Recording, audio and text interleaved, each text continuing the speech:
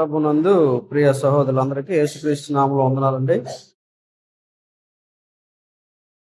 మరి మన సహోదరులు ప్రతాప్, మాధురి వారి కుటుంబం తరపున మరి కూడిక ఏర్పాటు చేయబడింది.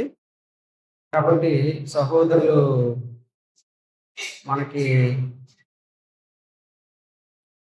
మన సంఘంలో ప్రస్తుతం భౌతికంగా అంటే మన మధ్యలో వాళ్ళు లేరు, కానీ వేరే దేశంలో వాళ్ళు ఉన్నారు. దేశం కాని దేశంలో మరి భాష కానిటువంటి భాష, లేకపోతే వాళ్ళ మరి చాలా దూర ప్రాంతంలో చాలా దూరంగా వాళ్ళు ఉన్నారు. అయినటువంటి సంఘం అంటే వాళ్ళకి చాలా పొలమాలినటువంటి ప్రేమ, అభిమానం. కాబట్టి వాళ్ళు సంఘంతో ఉండాలని, సంఘంతో కలిసి ఉండాలని, మన సంఘం ద్వారా ప్రార్థన జరగాలని వాళ్ళు ఎంతో ఆశతో కనిపెట్టేటువంటి వ్యక్తులు. కాబట్టి చిన్నప్పటి నుంచి కూడా వాళ్ళు దేవుల్లో దైవికంగా కాబట్టి సరిపడు. అందువల్ల మనం గమనించినప్పుడు సహోదరులు చిన్ననాటి నుంచి కూడా వాడు దేవునికి మరి ప్రార్థనలో, సండే స్కూల్లో, సంఘంలో ఎదిగినటువంటి బిడ్డలు, ఎంతో భయభక్తులు కలిగినవారు. ప్రత్యేకంగా మరి దైవజనులు అంటే అలాగే చాలా గౌరవం. అంతేకాదు దేవుడు వాక్యం చెప్పేటువంటి వ్యక్తులంగా ఎంతో వాళ్ళకి గౌరవం, ఉన్నతమైనటువంటి అభిమానం. అంతేకాదు సంఘంలో ఉన్నటువంటి వారి మీద కూడా బాధ్యత. కొంతమందికి ఆ మధ్యలో వాళ్ళ సహాయం కూడా పంపించినటువంటి వ్యక్తి. అయితే ఏదేమైనా వాళ్ళ కోసం మనం ప్రార్థన చేయటం సంఘంలో చాలా ప్రాముఖ్యమైన విషయం. అలాగే మరి వారి బంధువురాలు, వాళ్ళ అన్నయ్య నరేష్, హేమలు కూడా మన సంఘంలో, అంటే హేమ సంఘంలో సభ్యురాలుగా కొనసాగుతుంది. అయితే హేమ విషయంలోకి వచ్చేటప్పటికి చాలా బాధాకరమైన సంగతి ఏంటంటే వాళ్ళ నాన్నగారు మరి చనిపోయారని నిన్నటి దినాన్న కబురు వార్త వచ్చింది. అనుకోకుండా హఠాత్తుగా జరిగినటువంటి ప్రమాదం బట్టి ఆమె సమస్య రావడం జరిగింది. తన తండ్రి గారు చనిపోవడం చాలా బాధాకరమైన సంగతి. తండ్రి గారు అనుకోకుండా యాక్సిడెంట్లో చనిపోయారు. కాబట్టి పనిచేసే వ్యక్తే, గట్టి మనిషే, కానీ యాక్సిడెంట్ జరగడం వల్ల చనిపోయడం తెలిసి చాలా బాధాకరమైన సంగతి. ఇదేమైనప్పుడు కూడా ప్రియ సహోదరులరా, మన జీవితం చాలా స్వల్పమైనది. కాబట్టి మనం చాలా మంది భావిస్తున్నట్టుగా మనం జీవితాన్ని గురించినటువంటి అవగాహన మనం కలిగి ఉండాలి. మనం బ్రతికున్నామంటే దేవుని దయ మాత్రమే అనేది మనం గుర్తించాలి. కాబట్టి దేవుడు మనం చేసేటువంటి మేలు వల్ల, దేవుడు మనం అనుగ్రహించినటువంటి ఆయుష్ వల్ల మాత్రమే మనం బ్రతికి ఉన్నాం అనేది మనం గుర్తిరగలం. అయితే ముఖ్యంగా మనం కృతజ్ఞత భావం కలిగి దేవుడు చేసినటువంటి మేలును బట్టి, మేలును బట్టి, ఆయన చేసినటువంటి మేలు, ఆయన విషయంలో కృతజ్ఞత అనేది చాలా ప్రాముఖ్యమైనటువంటి సంగతి. అందువలన మనం సంఖ్యాకాండంలో మనం చూసినప్పుడు, సంఖ్యాకాండంలో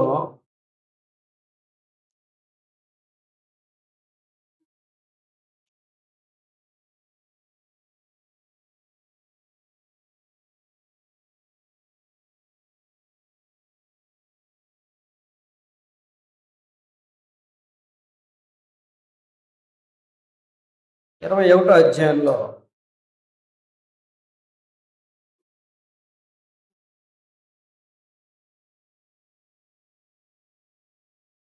4వ వచనం నుంచి మనం కొన్ని వచనాలు చూద్దాం, 9వ వచనం వరకు.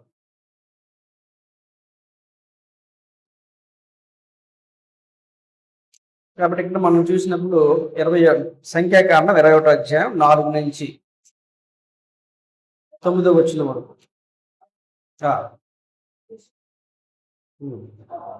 సంఖ్యాకాండం కదా చదువుతున్నాం, 21వ అధ్యాయము 1 నుంచి 9 వచనం చాలు.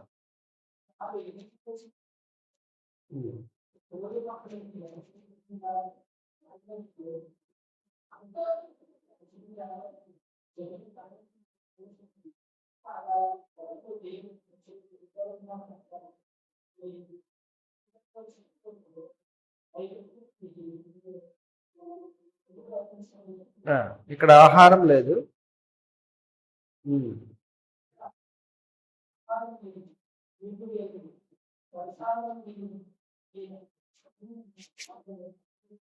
అసహ్యమైనదండి.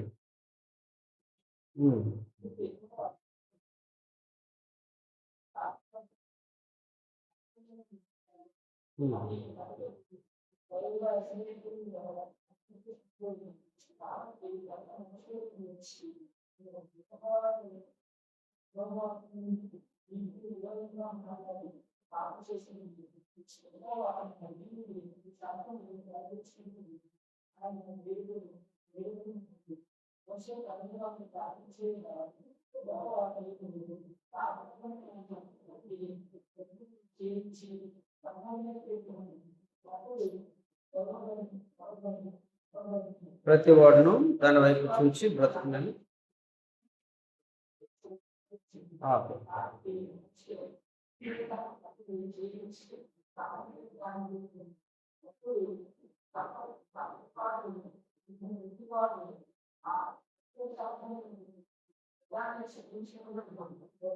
చాలు 9 వచ్చిన 4 నుంచి 9 వచ్చినారు. సంఖ్యాకాండం 21వ అధ్యాయము 4 నుంచి 9 వచ్చినారు. వారు ఏదోము దేశంలో చుట్టిపోవాలని హోరు కొండ నుండి ఎర్ర సముద్ర మార్గంలో సాగినప్పుడు మార్గాయాసము చేత జనులు ప్రాణము సమస్యలు కాగా ప్రజలు దేవునికిని మోషేకును విరోధంగా మాట్లాడి, ఈ అరణ్యంలో చచ్చుటకు ఐగుప్తులను మీరు మమ్మల్ని ఎందుకు రప్పించితిరి? ఇక్కడ ఆహారం లేదు, నీళ్లు లేవు, చవిసారములు లేని ఈ అన్నము మాకు అసహ్యమైనదని.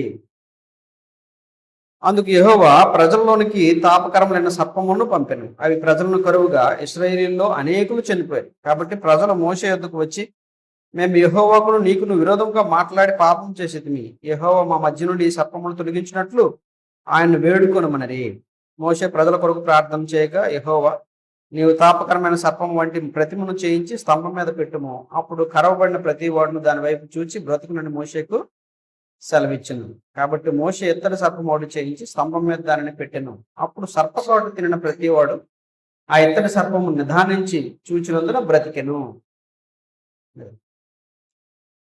ఇక్కడ జరిగినటువంటి సంఘటనని మనం చూడాలండి. ఇశ్రాయేలు దేవుడు ఐగుప్తులో నుంచి విడుదల చేసి బలమైనటువంటి ఐగుప్తు బానిసరికం నుంచి విడుదల చేసి దేవుడు తీసుకొచ్చినటువంటి క్రమం మనకు తెలుసు.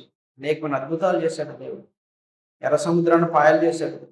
అలాగే రాత్రిపూట అగ్ని స్తంభం, పగటిపూట మేఘ స్తంభాన్ని ఇచ్చాడు దేవుడు. కాబట్టి ఈ విధంగా వాళ్ళకి ఎంతో అద్భుతంగా దేవుడు వాళ్ళని అరణ్యంలో నడిపించాడు.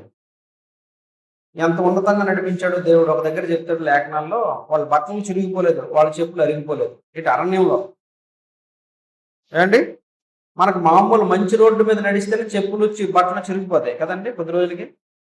కానీ అరణ్యంలో నడిచినా కూడా, అరణ్యం అంటే భయంకరమైనటువంటి కొండలు, పుట్టలు, ఏమండి అలాంటి ప్రాంతంలో వాళ్ళు నడిచినప్పుడు ఏమవుతుందంటే వాళ్ళకి బట్టలు చిరిగిపోలేదు, చెప్పులు అరిగిపోలేదు. అంత బాగా దేవుడు వాళ్ళని నడిపించాడు. చూసారండి.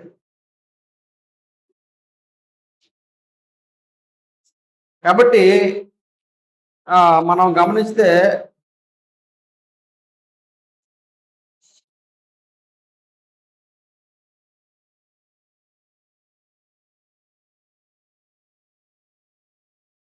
అక్కడ మనం ఇర్మియా గ్రంథంలో మనం చూస్తామండి. ఇర్మియా గ్రంథము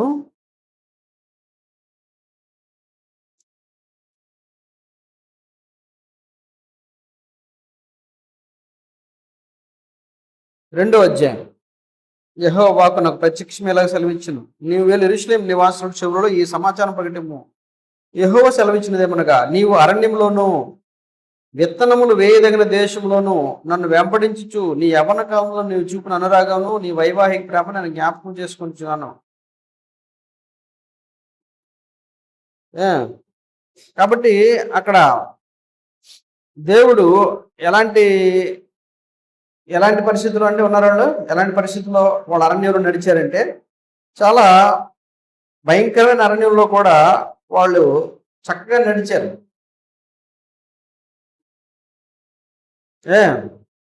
కాబట్టి వాళ్ళు చెప్పులు అరిగిపోలేదు, వారి బట్టలు నలిగిపోలేదు. దేవుడు నడిపించినప్పుడు అరణ్యంలో అంత భయంకరమైనటువంటి అరణ్యంలో కూడా. అంతేకాకుండా దేవుడు వాళ్ళకి ఆహారంను ఎక్కడి నుంచి అండి, ఆయన ఆకాశం నుండి ఆహారం కురిపించాడు. అది కూడా ఎలాంటి ఆహారం అంటే దేవదూత వచ్చేటువంటి ఆహారం.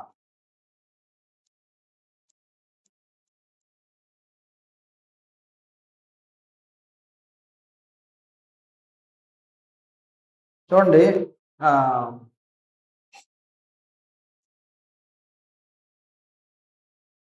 ద్వితీయోపదేశకాండం చూడండి, 29వ అధ్యాయం 5వ వచనం.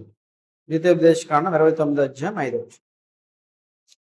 ద్వితీయోపదేశకాండం 29వ అధ్యాయం 5వ వచనం అన్నాడు అక్కడ, నేను మీ దేవుడైన యెహోవానని మీరు తెలుసుకున్నట్లు 40 సంవత్సరములు నేను మిమ్మల్ని అరణ్యంలో నడిపించి తిని, మీ బట్టలు మీ ఒంటి మీద పాతగిల్లిపోలేదు, మీ చెప్పులు మీ కాళ్ళను పాతగిల్లిపోలేదు, మీరు రొట్టె తినలేదు, ద్రాక్షరసమే కానీ చాలు. కాబట్టి దేవుడు ఆ పైన కూడా చూడండి, 2వ వచనంలో, మోషే ఇశ్రాయేలునందరిని పిలిపించి వారు తిట్లనను, యెహోవా మీ కన్నుల ఎదుట ఐగుప్తు దేశమును ఫరోకును అతని సేవకులందరికీ అతని సమస్త జన్మలకు చేసింది అంతయు అనగా ఆ గొప్ప శోధనలను సూచక్రియలను మహత్కార్యములను మీరు కన్నులరా చూచితిరి. ఆయనను గ్రహించు హృదయమును చూచి కన్నులను మీ విన్ను చెవులను యెహోవా నేటి వరకు మీకు ఇచ్చి ఉండలేదు. నేను మీ దేవుడైన యెహోవానని మీరు తెలుసుకున్నట్లు 40 సంవత్సరాలు నేను మిమ్మల్ని అరణ్యంలో నడిపించి తిని, మీ బట్టలు మీ ఒంటి మీద పాతగిలిపోలేదు, మీ చెప్పులు మీ కాళ్ళను పాతగిలిపోలేదు.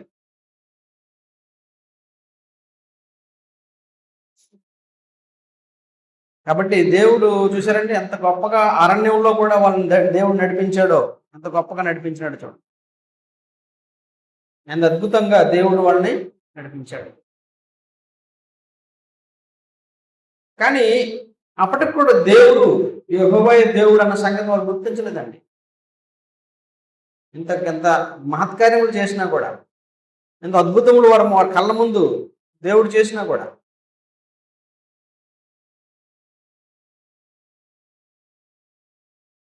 కాబట్టి ఏమంటే దేవుడు అనేటువంటి స్పృహ మనిషికి లేకపోతే, స్వతహాగా దేవుడు అనేటువంటి ఆ భయము భక్తి అనేది మనిషికి రాకపోతే అతని ముందు ఎన్ని అద్భుతాలు చేసినా కూడా ఆ భక్తి అనేది దేవుడు అంటే ఏమంటే దేవుడు అంటే భక్తి, దేవుడు ఎట్లా ఆ ప్రేమ ఏమంటే ఆ కృతజ్ఞత ఏర్పడదు. స్వతహాగా మనిషికి ఏర్పడాలి. అయ్యో నా సృష్టికర్త అని జ్ఞాపకం చేసుకోవాలి. బాల్యదినమునందే సృష్టికర్తని జ్ఞాపకం చేసుకునేటువంటి మనసు లేకపోతే, ఆయన నా దేవుడు, నన్ను సూచించిన సృష్టికర్త కాబట్టి ఆయన నాకు అనేకమైన మేలులు చేస్తూ ఉన్నాడు, అందువల్ల నేను బ్రతుకుతున్నాను ఆయన వల్ల నేను బ్రతుకుతున్నాను, ఆయన వల్ల చెల్లిస్తూ ఉన్నాను అనేది మనిషి తనంతట తానుగా స్వతహాగా తెలుసుకోకపోతే, తెలుసుకునే ప్రయత్నం చేయకపోతే అండి, అతని ముందు దేవుడే అద్భుతాలు చేయించినా కూడా ఆ వ్యక్తి మారడు. ఆ వ్యక్తి తెలుసుకోలేడు, కనుగొనలేడు. ఇశ్రాయేలులో మనం చూసినటువంటి మొట్టమొదటి సంగతి ఏంటంటే, ఇక్కడ మనం చూసాం కదా, సంఖ్యాకాండంలో మనం చూసినటువంటి మాటలు. సంఖ్యాకాండం 21 అధ్యాయంలో మళ్ళీ అక్కడికి వచ్చేద్దాం మనం. సంఖ్యాకాండం 21 అధ్యాయం. సంఖ్యాకాండం 21 అధ్యాయంలో 4 నుంచి 9 వచనం చదివాం కదా. ఇక్కడ వాళ్ళు ఏమంటున్నారంటే, కాగా ప్రజలు దేవునికిని మోషేకిని విరోధముగా మాట్లాడి, ఇది మొదటిసారి కాదండి విరోధంగా మాట్లాడు. మోషేకిను ఎవరికి? దేవునికి విరోధముగా మాట్లాడు. మొదటిసారి కాదు విరోధంగా మాట్లాడు. చాలాసార్లు మనం సంఖ్యాకాండంలో, నిర్గమకాండంలో మనం చూస్తే అనేక మార్లు సముద్రం దగ్గరకు వచ్చినప్పుడు దేవుడి మీద వ్యతిరేకంగా తిరగబాటు చేశారు. మమ్మల్ని చంపడానికి తీసుకొచ్చావా, మళ్ళీ ఆ ఐగుప్తులు మమ్మల్ని వచ్చి చంపడానికి వెళ్ళి అక్కడ ఉంటే బాగుండేది కదన్న. అరణ్యంలోకి వచ్చినప్పుడు శనిగారు. అరణ్యంలో నీళ్లు దొరకలేదు, బండ నీళ్లు లేకపోయినప్పుడు బండలోంచి నీళ్లు తెప్పించే సందర్భంలో కూడా వాళ్ళు శనిగారు. ఇలాగ అనేక మార్లు, మొదటిసారి కాదు శనగడం అనేది, దేవుడి మీద తిరుగుబాటు చేయడం. అందువలన మనం గమనించినప్పుడు ఇక్కడ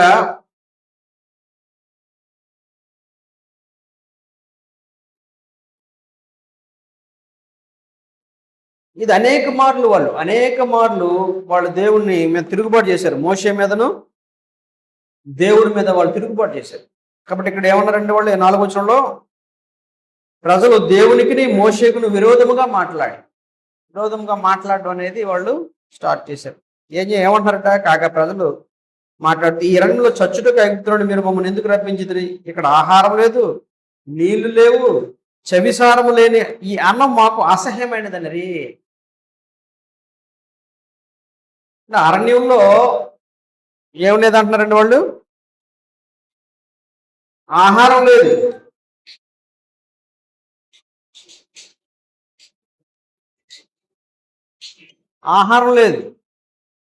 నీళ్లు లేవు, చవిసారం లేని అన్నము మాకు అసహ్యమైనదన్నది.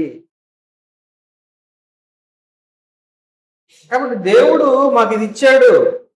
ఏమంటే ఏ ఆహారం అది? దేవదూతలు తినేటువంటి ఆహారం, పరలోకం నుంచి వచ్చినటువంటి ఆహారం, పరలోకం నుంచి దిగి వచ్చినటువంటి ఆహారం మన్నా. దేవదూతలు తినే ఆహారం ఉన్నాడు. మరి అది ఎలా ఉంటుందో మనకు తెలియదు ఏమండి. కాబట్టి ప్రత్యేకమైన ఆహారాన్ని ఆయన కురిపించాడు. అవి తిన్నారు వాళ్ళంతా కూడా, తిని సంతృప్తి తిన్నారు. వాళ్ళు ఆకలి తీర్చుకున్నారు. ఒకనొక సందర్భంలో దేవుడు కూర్చుకోమన్న దానికంటే ఎక్కువ కూర్చుకున్నటువంటి వాళ్ళు కూడా ఉన్నారు. ఎక్కువ కూర్చేసుకునే అవి దాచుకుని తిందాం అనుకునేటువంటి వాళ్ళు కూడా ఉన్నారు. కాబట్టి తిన్నారు, మొత్తానికి తింటూ బతికారు. 40 సంవత్సరాలు దేవుడు వాళ్ళని పోషించాడు. అయితే దేవుడిని ఏమన్నారండి వాళ్ళు, ఆహారం లేదు, నీళ్ళు లేవు, చవిసారం, ఈ ఆహారం మాకేమైపోయింది, చవిసారం లేని అన్నము మాకు అసహ్యమైనదండి. చవిసారములు అంటే టేస్ట్ లేదు, రుచి పచ్చి లేదు మాకు.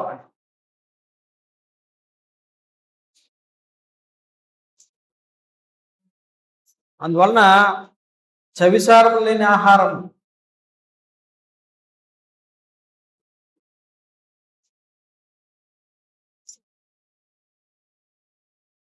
కూర్చోనమ్మా, కూర్చోండి.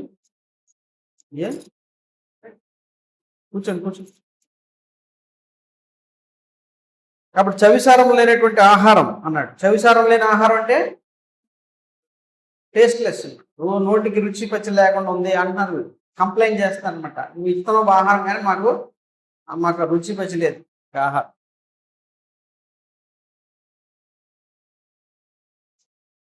అందువల్ల ఇక్కడ విషయాన్ని మనం గమనించినప్పుడు, మొట్టమొదట ఒక వ్యక్తి దేవుడికి విరోధంగా ఎప్పుడు తయారవుతాడు, ఎప్పుడు విరోధంగా మారుతాడు అంటే,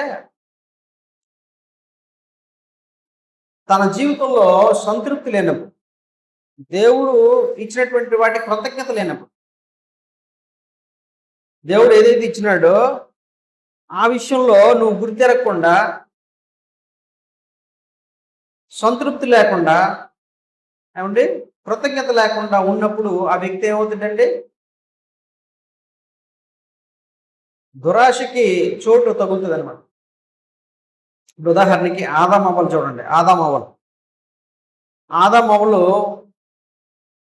దేవుడు సాతానుడు అవ్వ దగ్గరికి వచ్చి, ఆదాం దగ్గరికి వచ్చాడా? ఆదాం దగ్గర రాలా, అవ్వ దగ్గరికి వచ్చినాడు. అవ్వ దగ్గరికి వచ్చి దేవుడు సాతానుడు ఏమన్నాడండి? నువ్వు దేవుళ్ళు వంటి వారు అయిపోతారు అన్నాడు ఆయన. ఏం చెప్పాడు దేవుడు అన్నాడు? ఈ పండు తినొద్దు అన్నాడు. పండు తినొద్దు చచ్చిపోతాం అన్నాడు. మీరు చావనే చావరు అన్నాడు. అరే ఈయన అలాగ అంటున్నాడు, ఈయన సంగతి కాదు, దేవుడు చెప్పాడు కదా, దేవుడు కదా అన్నాడు, చస్తావని అన్నాడు కదా, అది తినొద్దు అన్నాడు కదా, అది మానేద్దాం అనుకుని ఉంటే బాగుండేది. వాస్తవంగా చూడండి, తోటలో ఫలములన్నీ నిరభ్యంతరంగా తినవచ్చు అన్నాడు. తోటలో ఫలములన్నీ కూడా నిరభ్యంతరంగా తినవచ్చు అన్నాడు దేవుడు. అంతేనండి? అంత శుభ్రం హ్యాపీగా నువ్వు తిను అన్నాడు. కానీ ఒకటి మాత్రం నువ్వేం చేయకు, మంచి అని తెలిసి వృక్షం మాత్రం ముట్టుకోక, ఆ పండు మాత్రం ముట్టుకోకను. మరి ఇప్పుడు ఈ అవ్వమ్మ గారు ఆలోచించాలి కదా, అవును దేవుడు ఇన్ని ఇచ్చాడు కదా, ఇన్ని ఫలాలు ఇచ్చినప్పుడు దేవుడు ఎంత మేలు చేశాడు నాకు, శుభ్రంగా ఎన్ని రుచులు, ఎన్ని ఫలాలు, ఎంత ఆహారం, ఎన్ని రకాలైనటువంటి ఫలాలు. కాబట్టి ఎంత గొప్ప దేవుడు, ఎంత మేలు చేశాడు, ఎంత అవకాశం ఇచ్చాడని ఆయన స్థుతించాలి, ఆయన కృతజ్ఞత కలిగి ఉండాలి కదా. కానీ దాన్ని బట్టి కాకుండా ఆ ఒక్క ఫలము చూడండి, ఇన్ని ఫలాలు తినమన్నాడు దేవుడు, నిరభ్యంతరంగా తినొచ్చు అన్నాడు. వాటిని బట్టి సంతృప్తి కలగలేదు, కానీ వాటిని బట్టి కృతజ్ఞత ఏర్పడలేదు. కానీ ఆ ఒక్క ఫలం తినొద్దు అనేటప్పటికి ఏమైందండి? ఆ ఫలం మీద, ఆ ఫలం బట్టి అసంతృప్తి ఏర్పడిపోయింది. మాకు అది తినొద్దని చెప్పి దేవుడు. సాతానుడు అన్నాడు, దేవుడు వంటి వారు అవుతారు అన్నాడు. దేవుడు వంటి వారు అవుతారంటే నిజంగా దేవుడు ఎవరండి? ఎలాంటి వాడండి? కూర్చో, కూర్చో తల్లి. అందువలన ఇక్కడ ఆయన ఏమన్నాడు? నువ్వు దేవుని వంటి వారు అవుతారు అనగానే, దేవతలాగా అయిపోతారు అనగానే ఏమనుకున్నారండి? దేవుడు మాకు ఈ స్థితిని ఇచ్చాడు చాలా, దేవుడు వంటి వాడు అయిపోతారంటే దేవుడు పరిశుద్ధుడు కాబట్టి పరిశుద్ధులు అవుతారన్నా ఏమండి? దేవుడు పరిశుద్ధుడు కాబట్టి అవుతారన్నా? దేవుడు పరిశుద్ధులా కాబట్టి దేవుడే అన్నాడు పేతురు పత్రికలో, నేను పరిశుద్ధుడు కాబట్టి మీరు పరిశుద్ధులై ఉండండి అన్నాడు ఆయన. దేవుడు లాంటి మంచి వ్యక్తులుగా మారాలి, దేవుడు లాంటి పవిత్రులుగా మారాలి అలాగనుకున్నారు వీళ్ళు. కాదండి, ఎలాగనుకున్నారు? దేవుడు స్థానం అంటే దేవుడు అంత శక్తిమంతులు అయిపోతారు అనుకున్నారు. మీకు అర్థమవుతుందండి? అర్థమవుతుంది మీరు చెప్పింది? అందువల్ల మీరు ఏమంటున్నారు జాగ్రత్త వినండి. దేవుడి సన్నిధిలో దేవుడి మాటలు జాగ్రత్తగా గమనించాలి. మరి చూడు, లైన్లో ఉన్నారా లేదు వీళ్ళు? ఫోన్ ఉన్నారా లేదా? లేరు, ఆగిపోయినట్టు. వాట్సాప్ కాల్ ఆగి. అందువల్ల అక్కడ ఆదాము అవ్వలు వచ్చేటప్పటికి చూడండి, అవ్వ దేవుడు మాకు ఎంత ఎలాంటి స్థితిలో ఉంచాడు కదా, దేవుడు మమ్మల్ని మానవులుగా, మమ్మల్ని అన్ని జీవరాశుల కంటే గొప్ప స్థాయిలో ఉంచాడు కదా,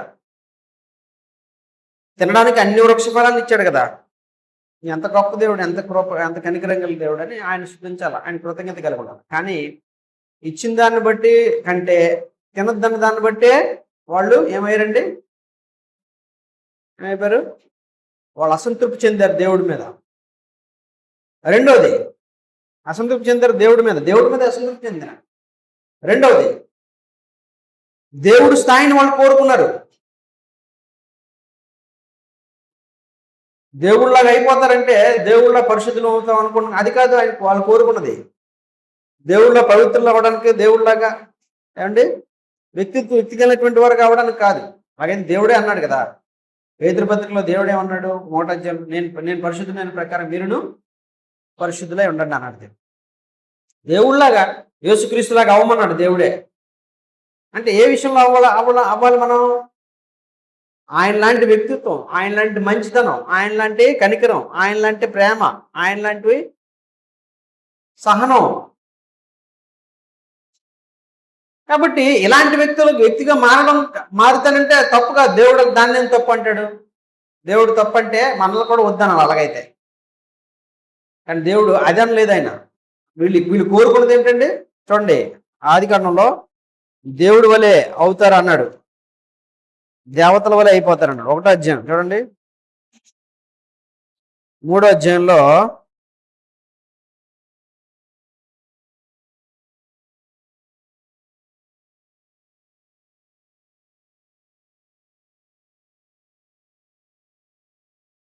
4-5 వచ్చినాడు. 3వ అధ్యాయం 4-5 వచ్చింది.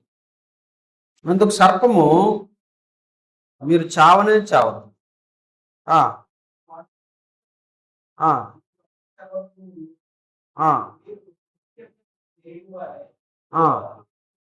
దేవతల వలె ఉందిరా నీవు, దేవుడికి తెలియని స్త్రీతో చెప్పగా,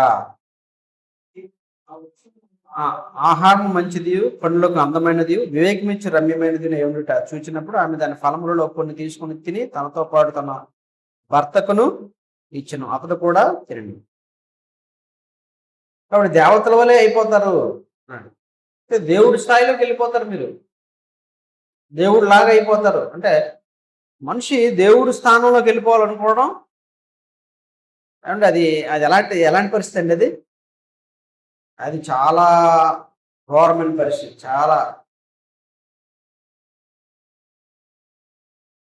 గ్రంథంలో నెబుకద్నెజరు చూసాం మనం. నెబుకద్నెజరు ఏం చేశాడండి? దానియేలు గ్రంథంలో, నా వంటి రాజు లేడు,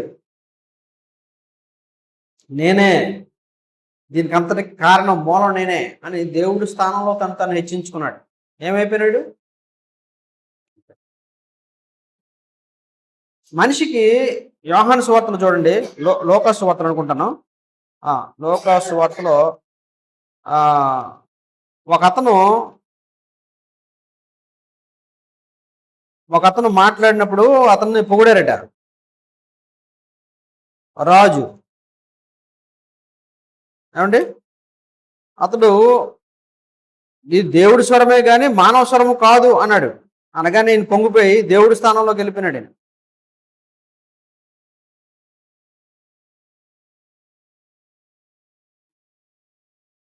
ఇప్పుడు దేవుడి స్వరమే కానీ మానవ స్వరము కాదు అన్నాడు ఆయన. చూడండి,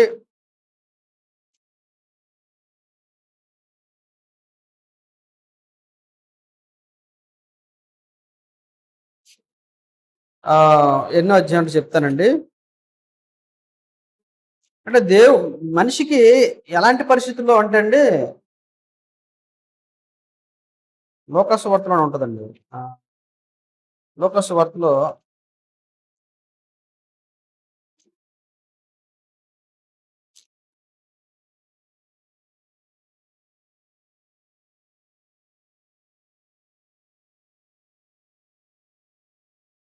ఇది దేవుడి స్వరమే కానీ మానవ స్వరము కాదన్నాడు. చెప్పండి, తెలుసా?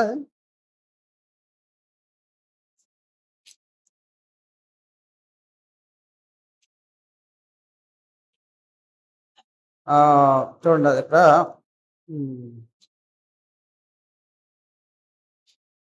యోహాను సువార్తలు అనుకుంటామండి. యోహాను సువార్త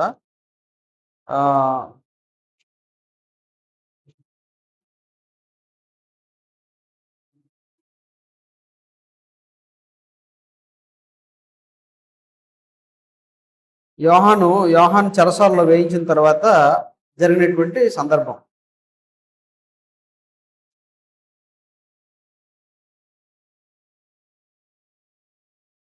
కాబట్టి ఇక్కడ అంటే నేను ఇవన్నీ ఎందుకు చెప్తున్నానంటే, మనిషి దేవుడు స్థానాన్ని కోరుకునేటువంటి స్థాయిలోకి వెళ్ళిపోతాడు.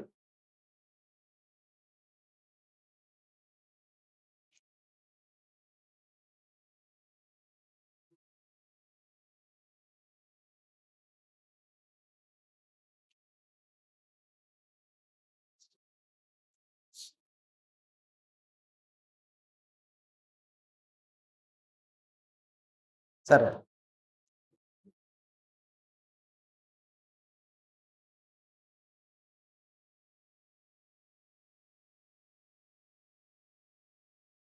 సారీ, అపోస్తల కార్యం అనుకుంటాను.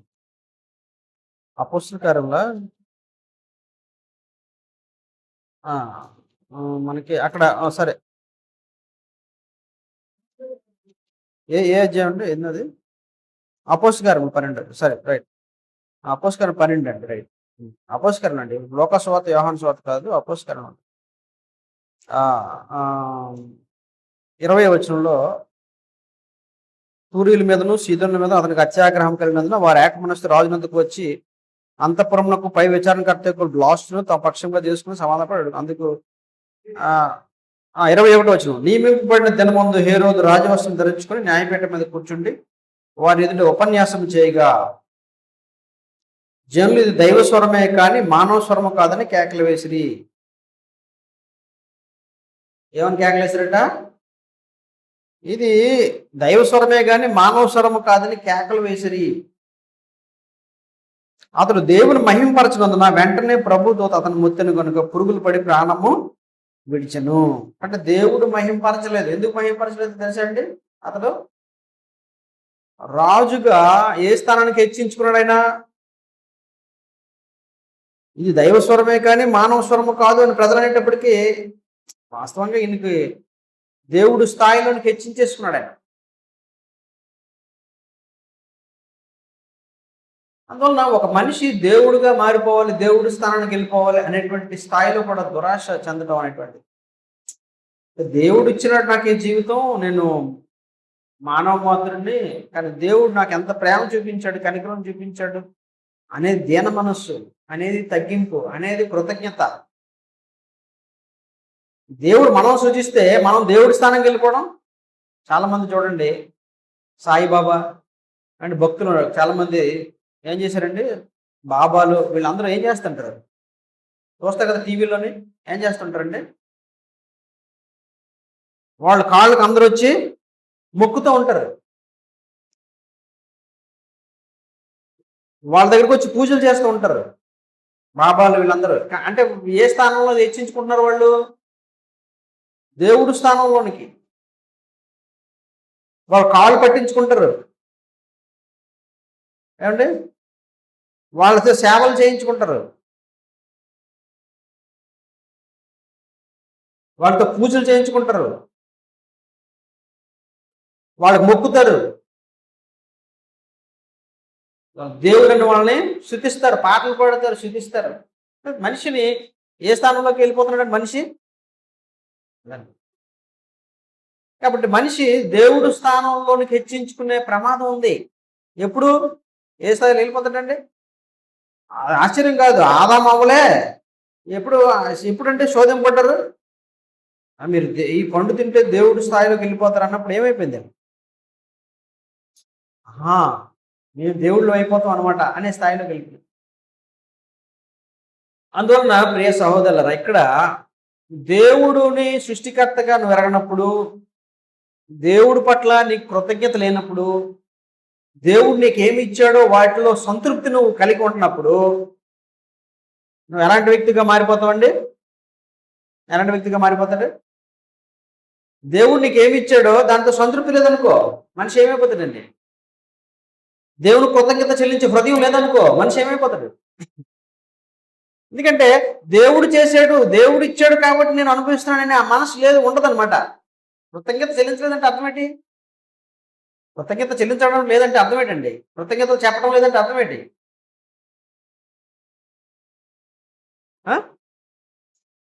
కృతజ్ఞతలు చెప్పడం లేదంటే దేవుడికి అర్థం ఏంటి?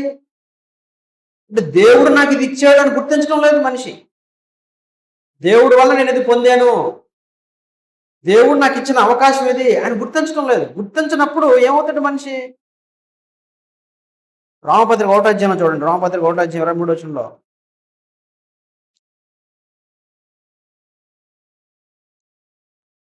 1వ అధ్యాయంలో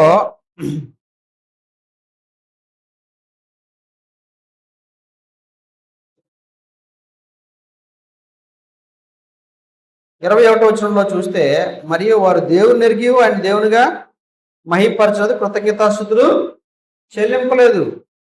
చెల్లింపును లేదు కానీ తమ వాదములందు వ్యర్థులరి, వారి అవివేక హృదయం అంధకారమయమైన, తాము జ్ఞానం అని చెప్పుకొంచు బుద్ధిహీనులరి.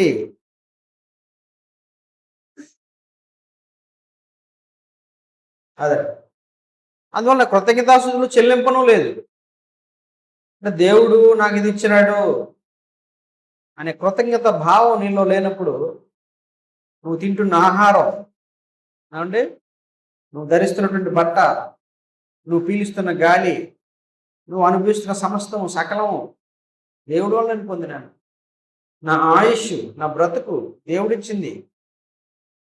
అన్నిటికంటే మించి ఆయన ఇచ్చింది ఏంటంటే అద్భుతమైనటువంటి రక్షణ. ఆ రక్షణకి, ఆ పాపక్షమాపణకి, ఆ రక్షణకి సాటిన దేవుడు ఉందో లోపల ఏది లేదు. దేవుడి సన్నిధిలో కూర్చునేటువంటి రక్షణ మనం పొందినామంటే దానికి సాటింది ఏది కూడా ఏంటి. మనిషికి ఏది ఉన్నా లేకపోయినా రక్షణ ఉంటే సరిపోదా? దేవుడు నాకు రక్షణ ఇచ్చాడు, నన్ను క్షమించాడు, నన్ను చేరదీశాడు, రక్షణ ఇచ్చాడు, అంతకన్నా కావాల్సింది ఏముందని మనిషికి? అందువల్ల ఈ ఈ ఈ కృతజ్ఞత భావం మనిషికి లేకపోతే దేవుడి పట్ల ఏమంటే ఈ కృతజ్ఞత లేనప్పుడు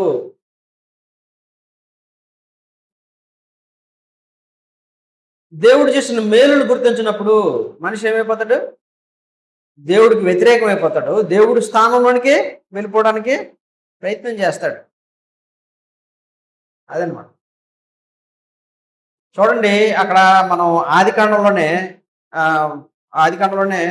ఒక దగ్గర గోపురం కట్టాలని కూడుకున్నారు. ఎక్కడ? ఎన్నో అధ్యాయంలో గోపురం కట్టాను, 11వ అధ్యాయంలో గోపురం కట్టడానికి వాళ్ళు ఏం చేసుకున్నారండి?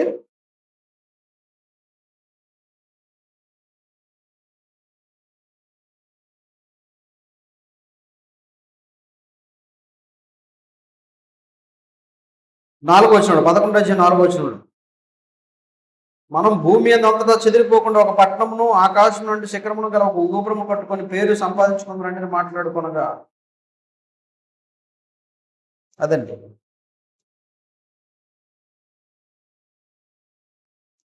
కాబట్టి అక్కడ ఏమనుకున్నారు? దేవుడితో సంబంధం లేదు మనకి, ఏం చేద్దాం? దేవుడితో మనకి వద్దు, మనం గోపురం కట్టుకుందాం, మనం గొప్ప అయిపోదాం. అంటే దేవుడితో ప్రమేయం లేదు. దేవుడి గురించినటువంటి ఆలోచన లేదు.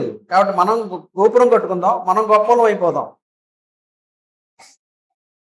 అంటే దేవుడి వల్ల కదా మనం బ్రతుకుతున్నాం, దేవుడు కదా మనకు అవకాశం ఇచ్చినాడు. అదనమాట. అది లేదు.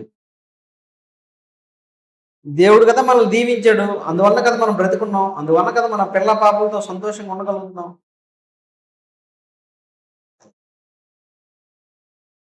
అందువల్ల ఎప్పుడైతే మనిషి దేవుడు నాకు కలిగిచ్చాడు అనేటువంటి ఆలోచన లేకుండా కృతజ్ఞత లేనివాడుగా ఉంటాడో, సంతృప్తి లేనివాడుగా ఉంటాడో, అప్పుడు ఏమవుతాడండి? దేవుడి మీద తిరుగుబాటు చేస్తాడు, దేవుడి స్థానంలోనికి వెళ్ళడానికి ప్రయత్నం చేసేస్తాడు. అందులో ఇక్కడ సంఖ్యాకాండం 21వ అధ్యాయంలో వాళ్ళు ఏమన్నారండి? మాకు చవిసారం లేని అన్నం మాకు అసహ్యమైనదండి. ఇదేంటి ఫుడ్, ఇదేంటి బిడ్డలు ఇంట్లో ఆనందం తినకపోతే ఏమండి? తల్లి అంత కష్టపడి ఏం చేస్తుందండి? తల్లి అంత కష్టపడి వండి ఆ బిడ్డలకు ఆరోగ్యంగా ఉండాలని ఎంతో ప్రేమతోటి, గంజ కొడుకు మొఖమ పడితే అది వేరే సంగతి అనుకోండి. కానీ తల్లిదండ్రులు ఎంతో ప్రయాసపడి, బిడ్డల ఆరోగ్యం కోసం ప్రయాసపడి అండ్ రకరకాల మంచి వస్తువులు ఏమండి జాగ్రత్తగా ఎంచి, బజార్కి వెళ్ళి కూరగాయలను జాగ్రత్తగా ఎంచి, పండ్లు ఎంచి, ఇవన్నిటిని సమీకరించి ఒక మంచి పదార్థాలు, ఆహార పదార్థాలు వండి పెట్టినప్పుడు బిడ్డ నేను తిన్న, నాకు అవసరం లేదు పక్క దోషిస్తే స్వీ అని అంటే పక్కన పడేస్తే, మనం భోజనాలకు వెళ్తాం, భోజనాలు ఎవరిని పెడితే అక్కడ చూడండి చాలా మంది ఎంత ఆహారాన్ని వేస్ట్ చేస్తారండి, ఎంత ఆహారం వేస్ట్ చేస్తారు. అది మనం కొనుక్కున్నది కాదు కదా. ఏం చేస్తారు? పొట్టు వేసిన తర్వాత ఏం చేస్తారంటే దాన్ని తీసుకెళ్ళిపోయి ఎలా చిన్న వాళ్ళు ముందే అనుకుంటారు అనమాట, మనకు కాదు కాబట్టి వేసించుకుంటాం. వాడికి నచ్చకపోయినా కూడా కొంతమంది ఏం చేస్తారండి? వేయించుకొని పడేస్తారు. అలాంటి వాళ్ళు కూడా ఉన్నారు. ఇప్పుడు ఆహారం విలువ నీకు తెలియాలంటే ఎవరిని చూడాలి నువ్వు? మన దేశంలో కూటికి గతి లేని వారు ఉన్నారు. బెట్లో రోడ్ల మీద పడుకున్న వాళ్ళు ఉన్నారు. ఆహారం కోసం వెతికే వాళ్ళు ఉన్నారు. అలాంటి వారికి పరమన్నాలు అవసరం లేదు. పిడికడి అన్నం కోసం, పట్టిడి అన్నం కోసం ఎదురు చూసేవాళ్ళు ఉన్నారండి. వాళ్ళకి తెలుస్తుంది ఆహారం విలువ.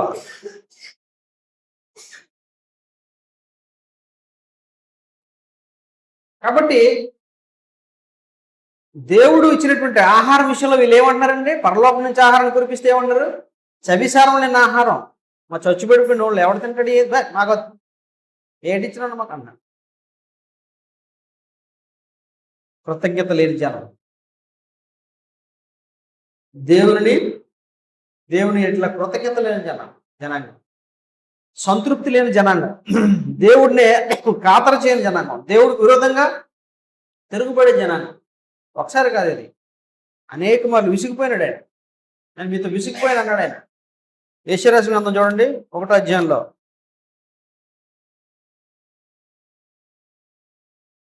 నేను విసికి ఏం చేశానంటే ప్రమాణం చేసి తిని.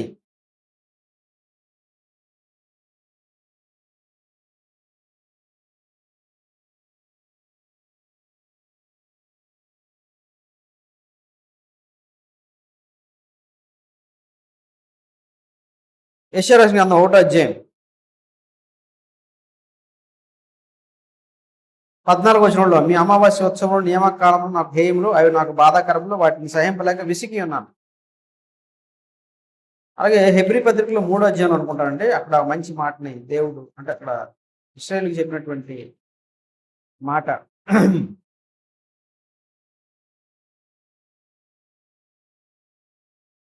3వ అధ్యాయం, హెబ్రీ పత్రిక 3వ అధ్యాయం 8 నుంచి 10 వచనాలు చదవండి. 8 నుంచి 11. నేడు మీరు ఆయన శబ్దం విని ఎడల అరణ్యంలో శోధన దినముందు కోపం పుట్టించినప్పటి వల్లే మీ హృదయములను కఠినపరుచుకొనకుడి. 40 సంవత్సరములు నా కార్యములు చూచి మీ పితరులు నన్ను పరీక్షించి శోధించిరి. కావున నేను ఆ తరము వారి వలన విసిగి, దేవుడు ఏమైనాడు? విసిగిపోయాడు, విసుగు చెందాడు. ఆ తరము వారి వలన విసిగి వీరెల్లప్పుడూ తమ హృదయాలోచనలు తప్పిపోతున్నారు, నా మార్గములను తెలుసుకోలేదు కనుక నేను కోపముతో ప్రమాణం చేసినట్టు వారు నా విశ్రాంతిలో ప్రవేశింపరని చెప్పితని.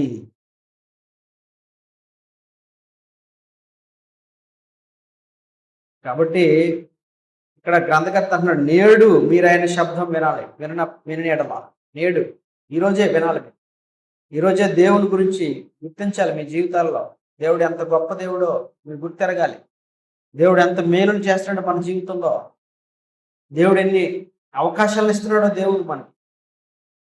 దేవుడు ఎన్ని అద్భుతాలు మన జీవితంలో చేస్తున్నాడో, మనం ఇంకా బ్రతికి ఉండడానికి దేవుడు ఎన్ని కార్యాలు జరిగిస్తున్నాడో నేడు మీరు గుర్తించాలి. గుర్తించకపోతే ఏమంటే ఆయన చేసిన కార్యాలు మీరు చూడకపోతే, గ్రహించకపోతే కృతజ్ఞత మీరు కలిగి ఉండలేదు, సంతృప్తి కలిగి ఉండలేదు. అలా సంతృప్తి కలిగి ఉన్నప్పుడు ఏమవుతుందండి? మీరు ఎలాంటి వారుగా మారిపోతారు? దేవుని మీద తిరుగుబాటు చేసే జనాంగంగా, ఇశ్రాయేలు జనాంగంగా, దేవుడి స్థానంలోనికే మీరు వెళ్ళిపోయేటువంటి ప్రజలుగా, దేవుడి స్థానాన్ని అవ్వలాగా దేవుడి స్థానాల్లోకి వెళ్ళిపోవడానికి కోరుకునేటువంటి వ్యక్తులుగా మారిపోతాం. అందువలన అప్పుడు దేవుడు ఏం చేశాడండి? దేవుడు ఏం చేశాడైనా? సర్లే ఫోన్లో వీళ్ళతో ఎందుకు అనుకున్నాడైనా? అనుకోలే. దేవుడు ఏం చేశాడండి? సంఖ్యాకాండం 21వ అధ్యాయం చదవండి. ఏం చేశాడు ఆయన? చవిసారం లేని అన్నం మాకు అసహ్యమైన అందుకు యెహోవా ప్రజల్లోనికి, దేవుడు ఏం చేశాడు? అప్పుడు అలా చేసిన వారి మధ్యలోనికి దేవుడు ఏం చేశాడు? అలా కృతజ్ఞత లేని వారి మధ్యలోనికి, అలాగూ సంతృప్తి లేనటువంటి జనాంగం మధ్యలోనికి. ఎందుకంటే దేవుడు ఏం చేస్తాడండి? అటువంటి వారు నిర్మూలన చేస్తాడు, నిర్మూలన చేసేస్తాడు ఆయన. అటువంటి వాడిని ఆయనే తీసి పడేస్తాడు. ఆయన అన్నాడు, నేను ద్రాక్షావళిని, మీరు తీగలు, నా యందు ఫలింపని ప్రతి తీగను ఆయన ఏం చేస్తాడు? తీసి పడేస్తాడు, ఆయన కట్ చేసి పడేస్తాడు. ఫలించకపోతే నీవైనా నేనైనా దేవుని స్థానాన్నిలోకి వెళ్ళిపోయేటువంటి సంతృప్తి లేని కృతజ్ఞతలేని జనాంగంగా ఉంటే దేవుడు ఏం చేస్తాడు? తీసి పడేస్తాడు. ఎవరైనా కావచ్చు, అది నేనైనా కావచ్చు. అందువల్ల ఆయన ఏమన్నాడండి? అందుకు యెహోవా ప్రజల్లోనికి తాపకరమైన సర్పములను పంపెను. చాలా భయంకరమైన తాపం, అంటే విషంతో కూడినటువంటి, అంటే కొన్ని కొన్ని కొన్ని పాములు కరిస్తే ఏమవుద్దండి? హాస్పిటల్కి వెళ్ళినంత బతుకుతాం, లేదా ఒక రోజంతా బతుకుతాం. మెల్లిమెల్లిగా ఆ విషం వెళ్తుంది అనమాట. ఆ విషం పవర్ కొంచెం తక్కువ. తాచుపాము గట్రా అనుకోండి, ఉల్లిపాము అనుకోండి, ఉల్లిపాము అయితే ఏమవుతుందండి? ఎక్కుతుంది, అక్కడ ఏమవుతుంది? కురుపు అవుతుంది, రణంలాగా అవుతుంది. ఇంజక్షన్ గట్రా మందులు వాడుతూ ఉండాలి, కొద్ది రోజులు బాగుపోతాయి. అదే కొన్ని పాములు ఉంటాయి. మేము గరివిడిలో ఉండేటప్పుడు ఏం జరిగిందంటే, మా అమ్మ నేను బయట పడుకున్నాం. చిన్నప్పుడు నాకు బాగా జ్ఞాపకం ఉండిపోయింది. చిన్నప్పుడు చాలా సంగతులు నాకు జ్ఞాపకం లేకపోయినా ఆ సంగతి మాత్రం బాగా జ్ఞాపకం ఉండిపోయింది. మా అమ్మ నేను కూడా బయట, మా ఇల్లు ఉండేది కాలనీ, మా ఇంటి చుట్టూ కూడా అగిర్తి చెట్లు ఉండేవి, ఐస్ చెట్లు ఉండేవి. వాళ్ళకి నీకు జ్ఞాపకం ఉందా? ఈ ఇంటి చుట్టూ కూడా సిమెంట్ స్లాగ్ పోసిన ఇది ఉండేది అనమాట. వెనకాల అరటి చెట్లు ఉండేవి. అంటే మాది చివరి ఇల్లు అనమాట. పక్కనంతా కూడా చాలా విశాలంగా ప్లేస్ ఉండేది గరివిల్లో నేను చిన్నప్పుడు. కొంతమంది తెలుసు. అయితే ఆ బయట ఎండాకాలంలో ఏం చేసేవారు అంటే, ఇప్పుడులా ఫ్యాన్లు గట్రా ఏసీలు ఎక్కడ ఉన్నాయండి? లేవు కదా. అప్పుడు ఏం చేసేవారంటే, మాకు మంచం కూడా ఉండేది కాదు అప్పుడు. మాకు చెప్పుకోవడానికి ఇదేమి, మాకు చెప్పుకోవడానికి సిగ్గేం లేదు. ఎందుకంటే ఇక్కడ ఉండేటప్పుడు కూడా ఒకప్పుడు ఎలా ఉండేవారు తెలుసండి? నీరు కారిపోయేది. మేము ఎంతో కాలం, మొన్నటి వరకు కూడా మొన్నటి నుంచి ఉద్యోగాలు వచ్చిన తర్వాత ఏదో కొంత కష్టం కోసం దేవుడు సహాయం కొంత మేము ఏదో చేసుకుంటున్నాం. మొన్నటి వరకు కూడా మేము కారినటువంటి ఇంట్లో ఉండేవారు. ద్వారకమ్మ ఇల్లు ఉండమని ఇచ్చేవారు, ఇల్లు లేకపోతే ఇచ్చారు. ఆ ఇల్లు కూడా కారిపోతుండేది, బడబడ బడబడ వర్షం.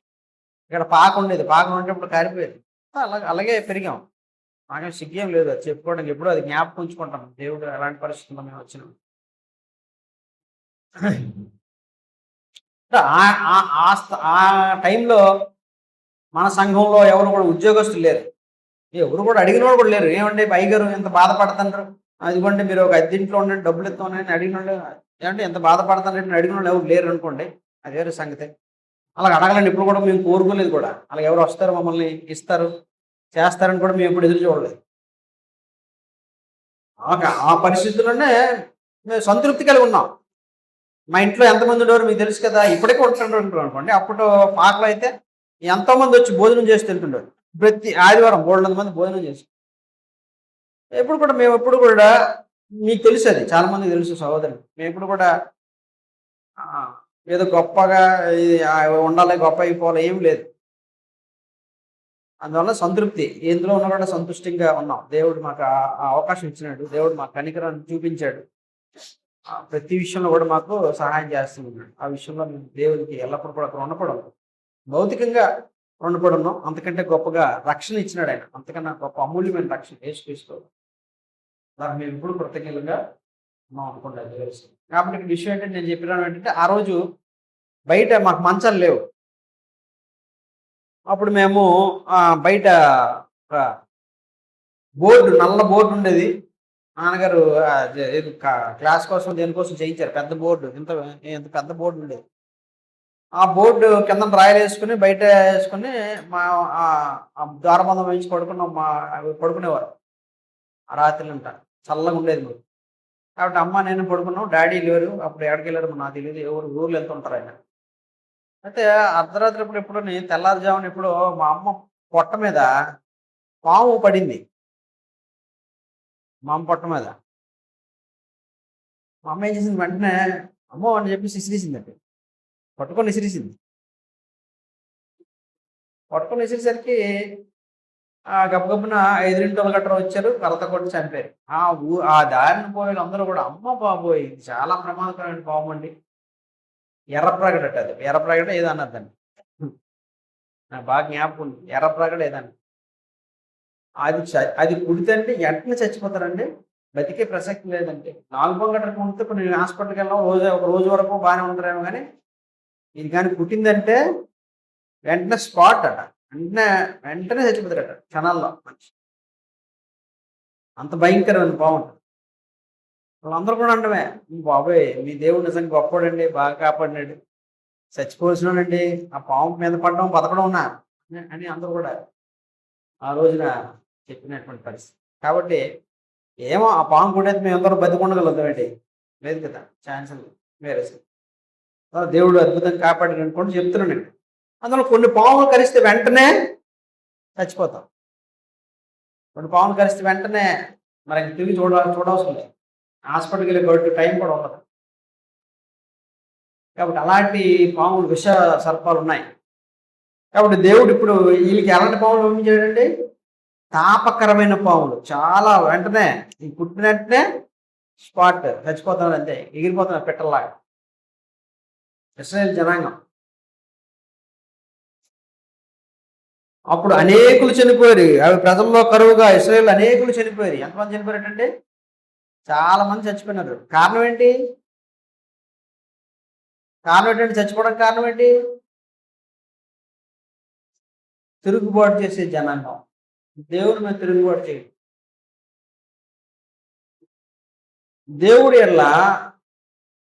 దేవుడు వారికి చేస్తున్న మేలును గుర్తించలేని జనాంగం, దేవుడు కృతజ్ఞత లేని జనాంగం, సంతృప్తి లేని జనాంగం.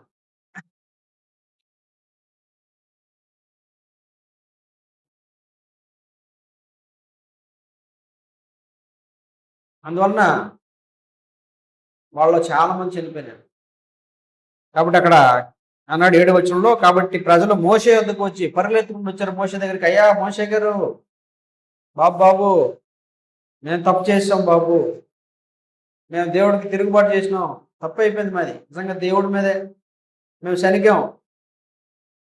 అదేంటి మరి అన్నారు కదా వీళ్ళు, మేము ఐగుప్తుల నుంచి మేము చావడానిగా తీసుకొచ్చాం అన్నారు కదా, మరి చచ్చిపోవచ్చు కదా హ్యాపీగా.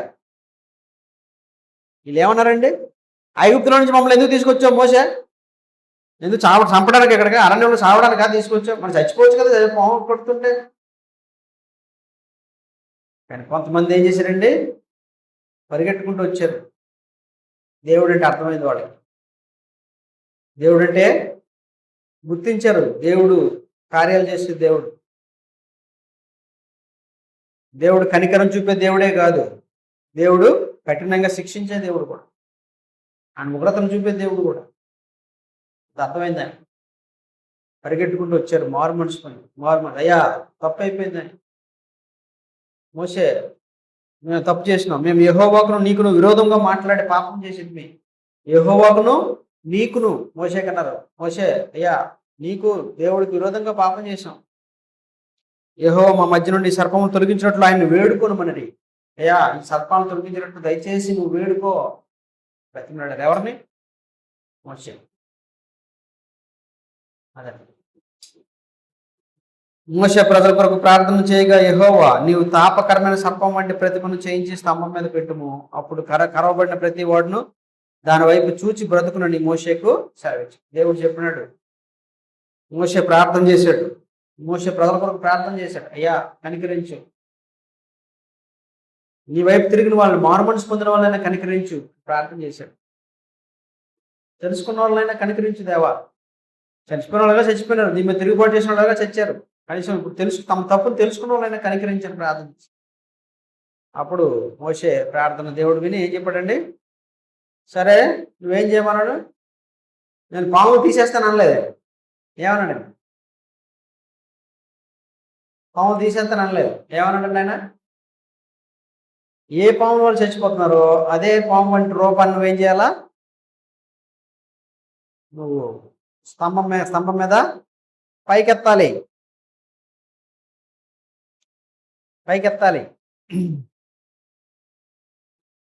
ఇత్తడి సర్పాన్ని మోసే అప్పుడు చేయించి పైకి ఎత్తించాడు.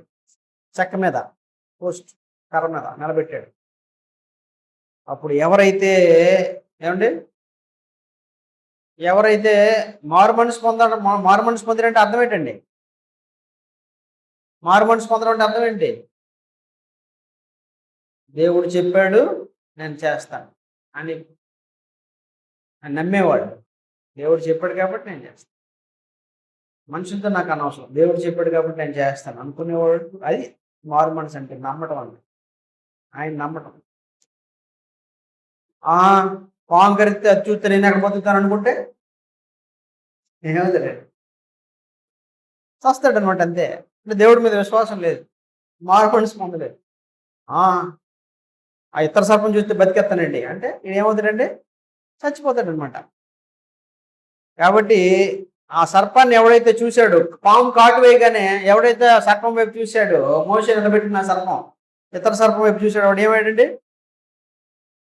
కాబట్టి మోషే ఇతర సర్పం ఒకటి చేయించి స్తంభం మీద దాన్ని పెట్టిను. అప్పుడు సర్పపు కాటు తిరిగిన ప్రతివాడు ఆ ఇతర సర్పము నిదానించి చూచినందుకు బ్రతికెను. అప్పుడు ఎవడైతే ఆ సర్పాన్ని చూశాడో వాడు ఏమవుతున్నాడండి? విషం పోయింది. ఎట్లా పోతుంది విషం? ఇంజక్షన్లు ఏమైనా వేస్తున్నారా? మందులు ఏమైనా మింగుతున్నారా? సర్పం చూస్తే వీళ్ళు విషం పోయింది, బతికేస్తున్నారు. ఎట్లా?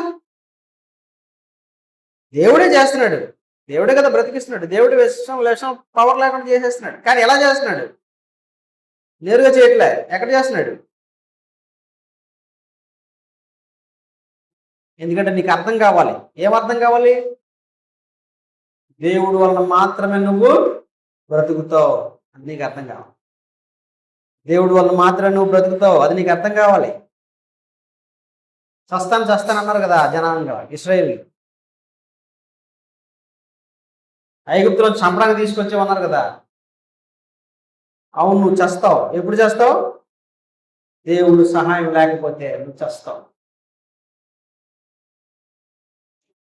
అది అర్థం కావాలి. అందువలన దేవుడు చెప్పిన దాన్ని నేను చేస్తే బ్రతుకుతా, దేవుడు నన్ను బ్రతికించకపోతే నేనేమవుతాను? అది అర్థం కావాలి. అందువలన ప్రియ సహోదరులారా, దేవుడు అద్భుతంగా ఆ రోజున ఇశ్రాయేలు అనేక మంది బ్రతికి బట్టకట్టారంటే కారణం ఏంటండి? ఆ సర్పాన్ని నిలబెట్టడం. ఆ రోజు బ్రతికి బట్టకట్టారు ఇశ్రాయేలు సమాజంలో. ఈరోజు నువ్వు నేను కూడా దేవుడు మన జీవితాలు అనేక మంది మేలు జరిగిస్తున్నాడు.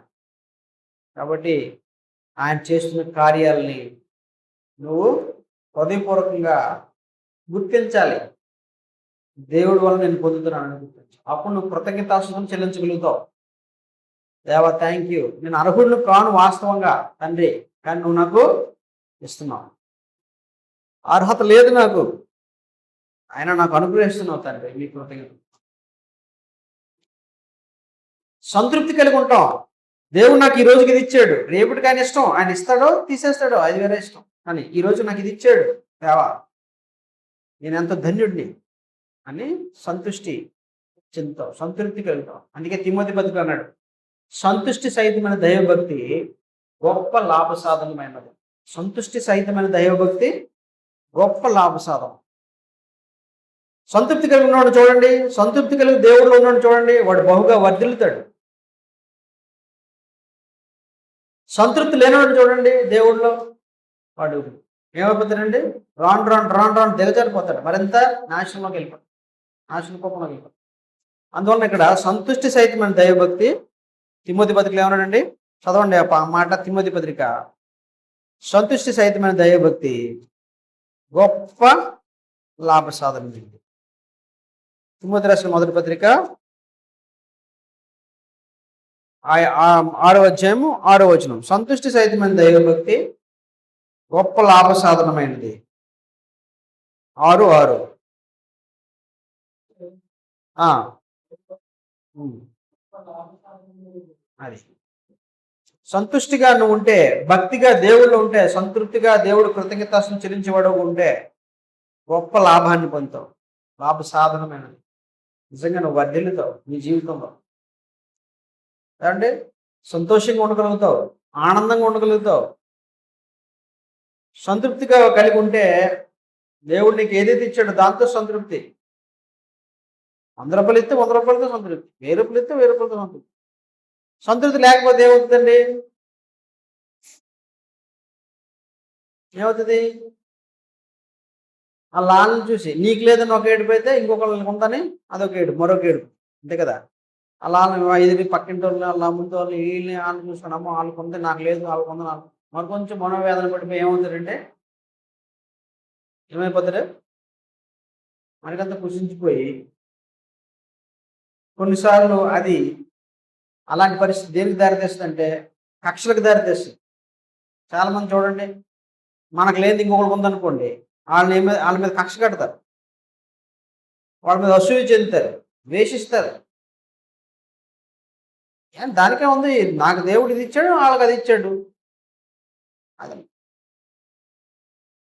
దేవుడు ఏది ఇస్తే దాంట్లో సంతృప్తి కలిగి ఉండడం అనేది అది నీకు ఎంతో శ్రేయస్కరం, ఎంతో మేలుదాయకం.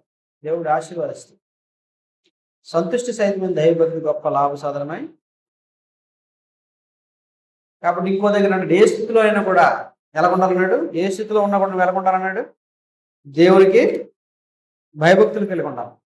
రోమపత్రికలో చూడండి, రోమపత్రిక, నువ్వు ఏ స్థితిలో ఉన్నా, ఏ స్థితిలో దేవుడు నిన్ను పిలిచాడో ఆ స్థితిలో నువ్వేం చేయాలా?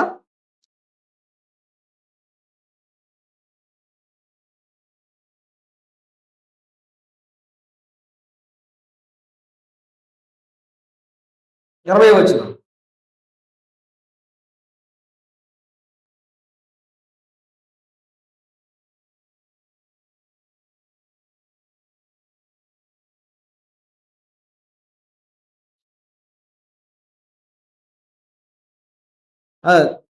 రోమపత్రిక 9వ అధ్యాయం అండి, 9వ అధ్యాయం 18 నుంచి. కావున ఆయన ఎవరిని కనికరింపకూడనో వారిని కనికరించును, ఎవరిని కఠినపరచకూడనో వారిని కఠినపరచును. అట్లయితే ఆయన చిత్తం ఎదిరించిన వాడు ఎవడు? 20వ వచనం. అవును కానీ ఓ మనుషుడా, దేవుని ఎదురు చెప్పుటకు నీవెవడవు? నన్ను ఎందుకు ఇలాగ చేసి రూపింపడిన వాడితో రూపించిన వాడితో చెప్పునా? అది కాబట్టి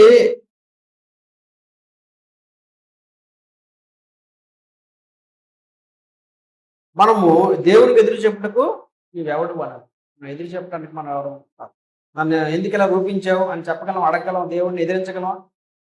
నన్ను ఎందుకు ఇలా చేసినావు, నాకెందుకు రూపించావు, నాకెందుకు ఈ పరిస్థితిని పెట్టినావు, మనం దేవుడిని అడగలం. మనం జ్ఞానవంతులు అయితే మనం పుట్టించినవాడు ఇంకెంత జ్ఞానవంతులు ఉండాలా? ఇప్పుడు పిల్లలు ఉన్నారు, నేను తెలివైన అనుకుంటాం. మరి అమ్మ నాన్నలో మనకంటే తెలియదు కదా, మన కన్నోళ్ళు. కాబట్టి మన కన్నోళ్ళు తెలివైన వాళ్ళు అయితే మనల్ని అందరినీ సృష్టించినటువంటి వాళ్ళు దేవుడు సృష్టికర్త ఇంకెంత జ్ఞానవంతుడు, జ్ఞాన సంపన్నుడు. అందువలన ఆయనకి సమస్తం తెలుసు. ఆయనకి ఎవరికి ఏం చేయాలో, నాకేం చేయాలో, నీకేం చేయాలని తెలుసు. ఏది ఇవ్వాలో ఏది ఇవ్వకూడదు ఏం తెలుసు. అయితే ఆయన ప్రశ్నించడానికి మనకి అధికారం. నువ్వెందుకు నన్ను ఇలా రూపించావు, నాకెందుకు ఇలా చేసినావు, నన్ను ఎందుకు ఇలా బాధలు అనిపించినట్టుగా చేసినావు అడగడానికి. అందులో ప్రతి ఒక్కరం కూడా ఏమండి ఈ భూమి మీద ఆయన వల్ల మేలు పొందిన వాళ్ళమే. ఆయన వల్ల ఈ భూమి మీద మేలు అనిపిస్తున్నటువంటి వాళ్ళ. ఏమంటే దేవుడి వల్ల నేను ఈ మేలు అనిపించలేదు అని వాళ్ళు ఎవరున్నారని చెప్పండి. ఇన్ని రోజులు, ఇన్ని సంవత్సరాలు ఈ భూమి మీద ఉన్నావంటే అది ఎవరు పెట్టిన భిక్ష? దేవుడు పెట్టింది కదా, ఆయన ఇచ్చింది కదా. ఆయన ఇవ్వకుండా నువ్వేం పొందావు? దేవుడు ఇవ్వకుండా. అందువల్ల ప్రియ సహోదరులారా, మనం ఏమైతే కలిగి ఉన్నామో దాంతో సంతృప్తి కలిగి ఉండాలి. మనం ఏదైతే కలిగి ఉన్నామో వాటి అట్లా కృతజ్ఞత భావం దేవుడికి ఎప్పుడు కూడా. దేవుడు కృతజ్ఞతలు చెప్పడంలో వెనకాడకూడదు. దేవుడికి హృదయపూర్వక కృతజ్ఞతాస్తులు చూపించాలి.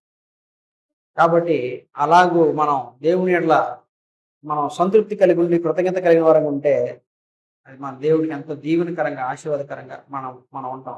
దేవుని ఎదుట దేవునికరంగా ఆశీర్వాదకరం. లేదంటే ఇశ్రాయేలు చరిత్ర ఎందుకు ఇప్పుడు మనకు రాయబడింది? ఎందుకు దేవుడు పాత నిబంధన ఉంచాడు? మనకు బుద్ధి కలగటానికి.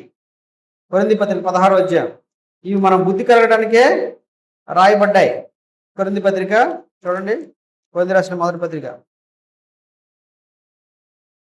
ఇవి బుద్ధి కలగడానికి మనకు రాయబడ్డాయి.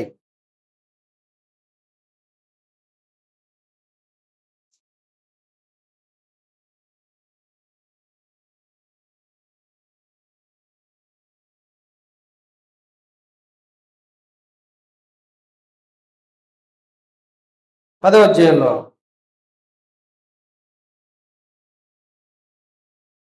11వ వచనం.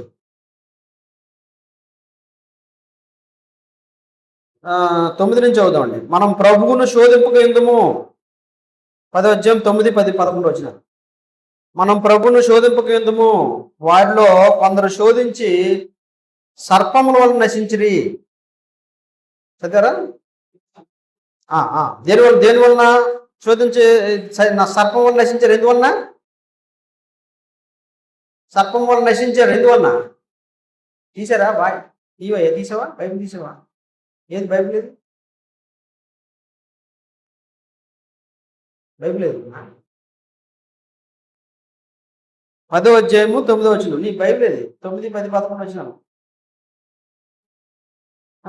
బైబిల్ ఉండాలి కదా చేతిలో. చదవండి. మనం ప్రభువును శోధింపక ఎందుము, వారిలో కొందరు శోధించి సర్పముల వల్ల నశించిరి. దేని వల్ల నశించిపోయారు? సర్పముల వల్ల నశించిపోయారు. మీరు సనకపడి వారిలో కొందరు సనిగి సంహారకుని చేత నశించిరి. ఈ సంగతులు దృష్టాంతములుగా వారికి సంభవించి యుగాంతమందున మనకు బుద్ధి కలుగుటకే వ్రాయబడిను. ఎందుకు రాయబడ్డది అక్కడ ఆ సంగతి? పాములతో నశించిపోయినటువంటి ఆ సందర్భం ఎందుకు రాయబడిందండి? మనకు బుద్ధి కలగడానికి రాయబడింది. మనం బుద్ధి తెచ్చుకుంటే బ్రతుకుతాం, దీవించబడతాం. లేదు అలాగే బతుకుతాం అనుకుంటే ఏమవుతామండి? వాళ్ళలాగే నశిస్తాం. ఇంకేం లేదా?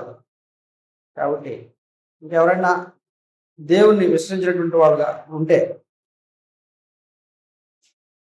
మీరు ఈరోజే ప్రభువునందు విశ్వాసం ఉంచి ప్రభువుని అంగీకరించి ఆయన ఇస్తున్న అమూల్యమైన రక్షణని మీరు పొందుకోవాలని ప్రభు పేరిట మీకు ఆజ్ఞాపిస్తూ ఉన్నాను. యేసుక్రీస్తు ప్రభు వారు చెప్పిన మాటలు మీకు జ్ఞాపకం చేస్తాను. నమ్మి బాప్తిసం పొందేవాడు రక్షింపడు, నమ్మని వానికి శిక్ష. కాబట్టి ప్రియ సహోదరులు, దేవుని మాట కాబట్టి రక్షింపడాలని బాప్తిసం పొందాలని హెచ్చరిస్తా ఉన్నాను. ఇంకెవరైనా సహోదరులారా, ఎవరైనా ఇంకా సంతృప్తి లేనటువంటి వారుగా, కృతజ్ఞత లేని వారుగా జీవిస్తే మనం ఈరోజే మనం మారు మనసు పొంది దేవుని ఎదుట సంతృప్తి కలిగినటువంటి జీవితాలు, కృతజ్ఞత కలిగిన జీవితాలు అలవర్చుకోవాలని ప్రభు పేరిట మీకు జ్ఞాపం చేస్తూ ఈ మాటలు ముగిస్తున్నాను. మీకు అందరూ కూడా ఉన్నాం. చిన్న ప్రార్థన చేస్తాం. ప్రేమ కలిగిన పరమ తండ్రి, మహోన్నతుడ, మహోపకారి మీకు స్తోత్రాలు నాయన.